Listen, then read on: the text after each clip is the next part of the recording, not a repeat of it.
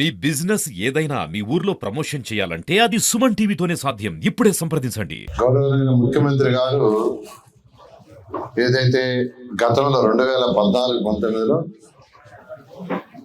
Land pooling విషయంలో propose చేయటం, 2015 జనవరి 1 మనం అక్కడ నోటిఫికేషన్ ఇచ్చాం. 2015 ఫిబ్రవరి 28 అంటే 58 రోజుల్లో 34,000 ఎకరాలు రైతు సోదరులు ల్యాండ్ ఇవ్వటం. వెంటనే ముఖ్యమంత్రి గారు ప్రపంచంలో టాప్ 5 రాజధానిలో ఒక రాజధానిగా దాన్ని నిర్మించాలని నాకు ఆలోచించటం. దాని మీద డిజైన్లు కూడా సింగపూర్ గవర్నమెంట్తో ముఖ్యమంత్రి గారు సంప్రదించి వాళ్ళ ద్వారా లేఅవుట్ డిజైన్ చేయించారు. అందులో 30% గ్రీన్ అండ్ బ్లూ పెట్టించారు. అదేవిధంగా బిల్డింగ్స్ కూడా ఐకానిక్ బిల్డింగ్స్ ప్రపంచంలో టాప్ 5లో ఒకటి ఉండాలని నార్మన్ ఫాస్టర్ అండ్ పార్ట్నర్స్ లండన్లో ప్రపంచంలో టాప్ 10లో ఒకరు వాళ్ళ దగ్గర డిజైన్ చేయించి టెండర్లు పిలవటం వర్క్ జరిగింది. అయితే అనుకోకుండా గత 5 సంవత్సరాల ప్రభుత్వం మారి రైతు సోదరులకు అక్కడ చాలా ఇబ్బంది పెట్టారు. అయితే మళ్ళీ ఈ ప్రభుత్వం తిరిగి రాగానే అనేకమైన లీగల్ ఇష్యూస్ ఉన్నాయి. ఇలాంటి ఈ వరకు 50% అయిపోయింది. లీగల్ ఇష్యూస్ ఏంటంటే 2014-19లో ఏ కాంట్రాక్ట్కి అయితే కాంట్రాక్ట్ ఇచ్చామో వాళ్ళ కాంట్రాక్ట్ క్లోజ్ చేయాల, వాళ్ళకి డబ్బులు ఇవ్వాలా, అవన్నీ పెండింగ్ పెట్టుంటే మళ్ళా అధికారులతో కమిటీలు వేసి వాళ్ళతో డిస్కస్ చేసి చర్చించి మళ్ళీ వాడు కోర్టు ఇటుకు పోతే మళ్ళీ అమరావతి రాజధాని ఆగిపోతుందని ఎటువంటి ఇబ్బంది లేకుండా అన్ని క్లోజ్ చేయడానికి దాదాపు 8 నెలలు పట్టింది. మళ్ళీ దాన్ని క్యాబినెట్లోను అథారిటీలోను అన్నిట్లో డిస్కస్ చేసి ఆ తర్వాత వెంటనే వర్క్స్ టేకప్ చేసాం. అయితే ఈ సంవత్సరం అనుకోకుండా వర్షాలు మీకు అందరికీ తెలుసు, కంటిన్యూస్ రైన్స్ రావటం వల్ల కొంత లేటు కూడా అయింది. అయితే ఇప్పుడు వర్షాలు పోయిన తప్ప అక్కడ ఎంతో వేగవంతంగా వర్క్స్ దాదాపు 51,000 కోట్ల రూపాయల వర్క్స్ టేకప్ చేసి జరుగుతున్నాయి. ఇవన్నీ కూడా 3 సంవత్సరాల లోపల, అంటే ట్రంక్ రోడ్స్ ఏదైతే ఉన్నాయో 350 కిలోమీటర్ రోడ్స్ అది 1.5 years అయిపోతాయి. లేఅవుట్స్ రోడ్స్ ఏది ఉన్నాయో అవి 2.5 years. ఏదైతే ఐకానిక్ మౌల్స్ ఉన్నాయో 48 అంతస్తులు 42 అంతస్తులు అవి 3 years పడుతుంది. ఈ విధంగా ఒక ప్లాన్డ్గా సిస్టమేటిక్గా ఈరోజు దాదాపు 20,000 మంది వర్కర్స్ వర్క్ చేస్తున్నారు ఈ వర్షాలు పోయిన తర్వాత. అయితే ముఖ్యమంత్రి గారు ఒకటే చెప్పారు, ఆయనకున్న అపార అనుభవంతో హైదరాబాద్ని ఎలా డెవలప్ చేశారో అలా ఈ అమరావతిని డెవలప్ చేయాలంటే ఇక్కడికి ఈ ఏరియా డెవలప్ కావాలా, ఇక్కడ రైతుల యొక్క భూమి విలువలు పెరగాలి, అన్నీ జరగాలంటే ఇక్కడ స్మార్ట్ ఇండస్ట్రీస్ రావాలి. స్మార్ట్ ఇండస్ట్రీస్ అంటే పొల్యూషన్ లేని ఇండస్ట్రీస్, పొగగొట్టాలతో చేసే ఇండస్ట్రీస్ కాకుండా ఉండేవి. అంటే ఐటీ కావచ్చు లేదా చిన్న చిన్న మ్యానుఫ్యాక్చరింగ్ కావచ్చు. దానికి ఒక 2,500 ఎకరాలు పెట్టి అక్కడ స్మార్ట్ ఇండస్ట్రీస్ పెట్టండి. ఇండస్ట్రీస్ పెడితే అనేక మందికి ఉద్యోగాలు వస్తాయి. అనేక మందికి ఉద్యోగాలు వచ్చినప్పుడు, ఇండస్ట్రీస్ వచ్చినప్పుడు సరౌండింగ్స్లో హౌసెస్ వస్తాయి. హౌస్ వచ్చినప్పుడు ప్రజలు వచ్చినప్పుడు వాళ్ళకి పిల్లలకి స్కూల్స్ కావాలా, హాస్పిటల్స్ కావాలా, ఇవన్నీ డెవలప్ అవుతాయని స్మార్ట్ ఇండస్ట్రీస్ కొంత. అదేవిధంగా ఇంటర్నేషనల్ లెవెల్లో ఒక స్పోర్ట్స్ సిటీ, ఒలింపిక్స్ పోటీ పడేటట్టుగా మనం ఎందుకు చేయకూడదు? ఎందుకంటే హైదరాబాద్లో నేషనల్ గేమ్స్ని ముఖ్యమంత్రిగా ఉన్నప్పుడు వారు కండక్ట్ చేశారు. అప్పుడు అక్కడంతా డెవలప్మెంట్ వచ్చింది. అలా ఒక ఇంటర్నేషనల్ స్పోర్ట్స్ సిటీ ఒక దానికి యాక్చువల్గా ప్రపోజ్ చేసి ఒక 2,500 ఎకరాల్లో యాక్చువల్గా దాన్ని చేయమన్నారు. అదేవిధంగా ఎయిర్పోర్ట్, అంటే ఏరియా డెవలప్ కావాలంటే ఎక్కడైనా ఎయిర్పోర్ట్ ఉంటేనే డెవలప్ అవుతుంది. ఎయిర్పోర్ట్ లాగానే డెవలప్ కాదు. ఎందుకంటే పెద్ద పెద్ద ఇండస్ట్రీస్ హైదరాబాద్ వచ్చి అక్కడ దిగి అక్కడి నుంచి కార్లో రావడానికి ఇష్టపడరు. ప్రతి గంట ప్రతి నిమిషం వాళ్ళు వాల్యూ తీసుకుంటారు. దాన్ని దృష్టిలో పెట్టుకుని ముఖ్యమంత్రి గారు హైదరాబాద్లో ఎయిర్పోర్ట్ ఉన్న 5,000 ఎకరాలతో శంషాబాద్ ఎయిర్పోర్ట్ నిర్మించాడు.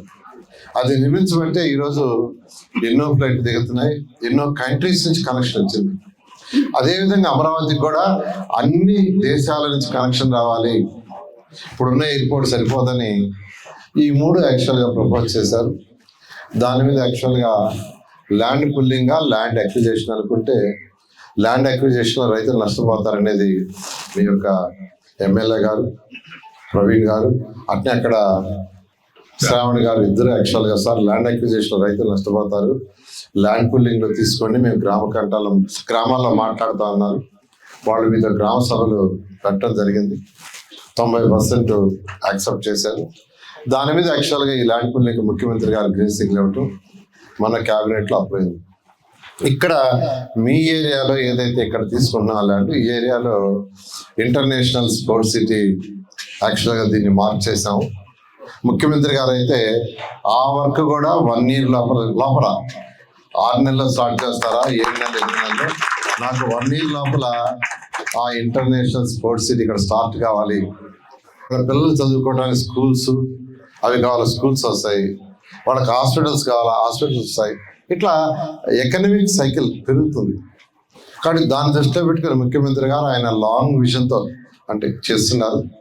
దానికి మీరు అందరూ సహకరించాల్సిందిగా నేను రిక్వెస్ట్ చేస్తున్నాను. నా దగ్గరికి ఫస్ట్ మీ శాసనసభ్యులు కొంతమంది రైతులు తీసుకొని వచ్చారు. ఆ రోజు ఫస్ట్ అడిగింది ఏంటంటే, రైల్వే ట్రాక్కి ల్యాండ్ అక్విజిషన్ పెడుతున్నారు సార్, పెట్టొద్దు, ల్యాండ్ పూలింగ్ పెట్టండి ఇస్తామంటే నేను ముఖ్యమంత్రి గారు చెప్పాను. ముఖ్యమంత్రి గారు ఇలా అడుగుతున్నారు సార్ శాసనసభ్యులు అంటే, వారు ల్యాండ్ పూలింగ్ కానీ రైతులు ఇష్టపడితే దానికే పొండి అన్నారు. దాని మీద యాక్చువల్గా ఈ యొక్క ముందు స్టెప్ వేశారు. ఈ ముందు స్టెప్ వేసేదానికి సహకరించిన రైతు సోదరులందరికీ నేను ప్రత్యేకంగా ధన్యవాదాలు తెలియజేస్తాను. అక్కడ ఏదైతే ల్యాండ్ పూలింగ్లో రూల్స్ రెగ్యులేషన్స్ పెట్టామో అవన్నీ యాజిటీస్గా ఇంప్లిమెంట్ చేయమని ముఖ్యమంత్రి గారు చెప్పారు. అక్కడ ల్యాండ్ పూలింగ్ చేసేటప్పుడు కూడా నేను ఆ రోజు ఇదే విధంగా అక్కడ ఉన్న ఎమ్మెల్యే శాసనసభ్యులుగా ఉన్న శ్రావణ్ గారు, మంత్రిగా ఉన్న పుల్లారావు గారిని ఇద్దరితోనే నేను తిరిగాను రైతుల మధ్య. రైతుల సమస్యలు చెప్తే వాటితోటి జీవో తయారు చేశాం. అదేవిధంగా ఇక్కడ కూడా నేను శ్రావణ్కి అదే చెప్పాను, మీరు ఫస్ట్ డిస్కస్ చేయండి, మీరు డిస్కస్ చేసిన తర్వాత వాళ్ళందరూ మెజారిటీ ఒప్పుకుంటే నేను కూడా వస్తాను, డిస్కస్ చేస్తాను. ఆ సందర్భంగా వాళ్ళు ఇచ్చాను. నేను కూడా మీతోనే అప్పుడు 2014-19 ఏ విధంగా అయితే రైతుల మధ్య తిరుగుతూ శాసనసభ్యులతో ప్రజాప్రతినిధులు తిరుగుతూ వాళ్ళ సమస్యలు ఎప్పటికప్పుడు తెలుసుకొని ముఖ్యమంత్రి గారికి చెప్పి వారు ఇచ్చే సజెషన్స్ ప్రకారం ముందుకు పోయాం.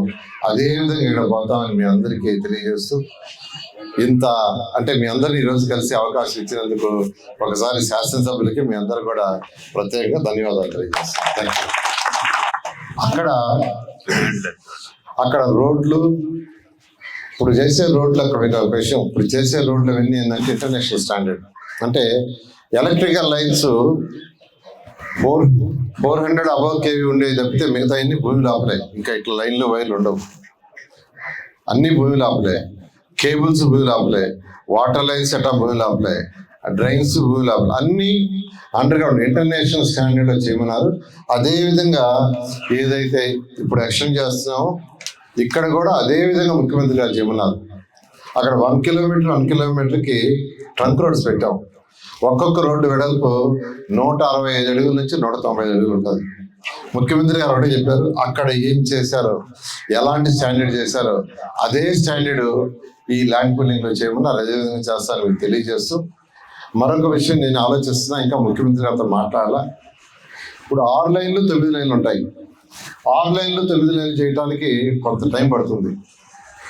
అంటే 6 లైన్లు 9 లైన్లు డిజైన్ చేసేసి ఇమీడియట్గా 2 లైన్స్ కంప్లీట్ చేసేస్తే మీరు యాక్చువల్గా మీ ప్లాట్లు మీరు యూటిలైజ్ చేసుకోవడానికి ఉంటుంది. అది ఇంకా ముఖ్యమంత్రి గారితో మాట్లాడాలా, మీ సమక్షంలో చెప్తున్నాను. అంటే రోడ్డు 6 లైన్లు, కొన్ని 9 లైన్లు, అందులో 2 లైన్లు డిజైన్ మొత్తం చేసేస్తాం, 2 లైన్లు ఫస్ట్ చేసేస్తాం, ఎలక్ట్రికల్ లైన్స్ వేస్తాం. ఎవరన్నా కన్స్ట్రక్షన్ చేసుకోవాలన్నా అమ్ముకోవాలన్నా మీ భూమిలో వస్తుంది.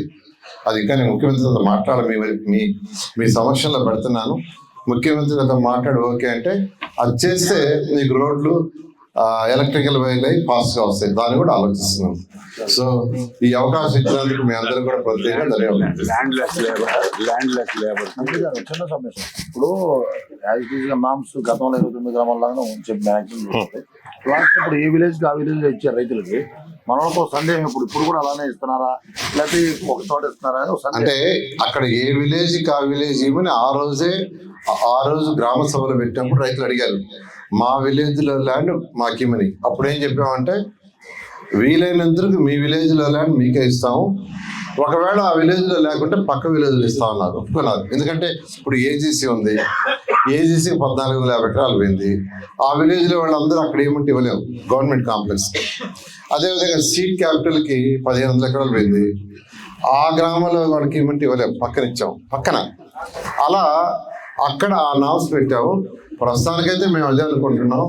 ఏదైనా మార్పు వచ్చి వెళ్ళుకుంటే మీరు మీ శాసనసభ్యులతో మీ అందరు పెద్దలు డిస్కస్ చేస్తే దాని ప్రకారం మార్చమంటే మారుస్తాం. Thank you. వాళ్ళు అలానే కోరుకుంటున్నారు సార్ ల్యాండ్లెస్ లేబర్ సో అదే విధంగా చేస్తాం, ఎవరు ఇబ్బంది పడాల్సిన అవసరం లేదు. 2014 నుంచి 19 వరకు 29 గ్రామాలు పోలింగ్ చేశారు. ప్రతి రైతుతో మాట్లాడారు. అక్కడ దాదాపు అక్కడ ఇచ్చిన 34,000 ఎకరాలకి ఏ ఊర్లో ఆ ఊర్లో నింటారు కూడా అదే ఉంది పాలసీ. ప్రతి రైతుతో ఆయన ఇంటరాక్ట్ అయ్యారు. ప్రతి ఒక్క రైతుకి ఇంటికి వెళ్ళొచ్చారు గత 5 సంవత్సరాల్లో. లాస్ట్ 14-19 మధ్యలో డిజైన్లు ప్లాన్ చేయించడం దగ్గర నుంచి ఓంప్రద కొబ్బరికాయ నుంచి ఆయన ఉన్నారు. మొత్తం ఆయన గేట్ వచ్చేటి ఆయనకి అన్నీ తెలుసు. రోజుకి 24 గంటలు అయితే 18 గంటల నుంచి 20 గంటల నుంచి వారికి పనిచేస్తున్న చంద్రబాబు నాయుడు గారి తర్వాత ఏకైక వ్యక్తి రాష్ట్రంలో నారాయణ గారు. ఆయన నైట్ 2 గంటలకు ఫోన్ చేసినా మాట్లాడుతుంటారు, తెల్లవారుతో 4 గంటలకు ఫోన్ చేసినా మాట్లాడుతుంటారు. అంత వర్క్ మైండెడ్ మనిషి. నిరంతరం ప్రజల గురించే. నేను ఏదైనా చెప్పినా కూడా ముందు నువ్వు ఒకసారి మీ ప్రజలతో లీడర్లతో కరెక్ట్ చేసుకో, మనం దయచేసి సంయమనం పాటించి మనకు న్యాయమే జరిగింది, ఎటువంటి ఇబ్బందులు జరగవు. గత 29 గ్రామాల్లో ఏ న్యాయం చేశారో అదే న్యాయం మనకి జరిగింది, ఎటువంటి ఇబ్బందులు ఉండవు. డెవలప్మెంట్ విషయంలో కూడా ఒక కంక్లూజన్ చెప్పారు.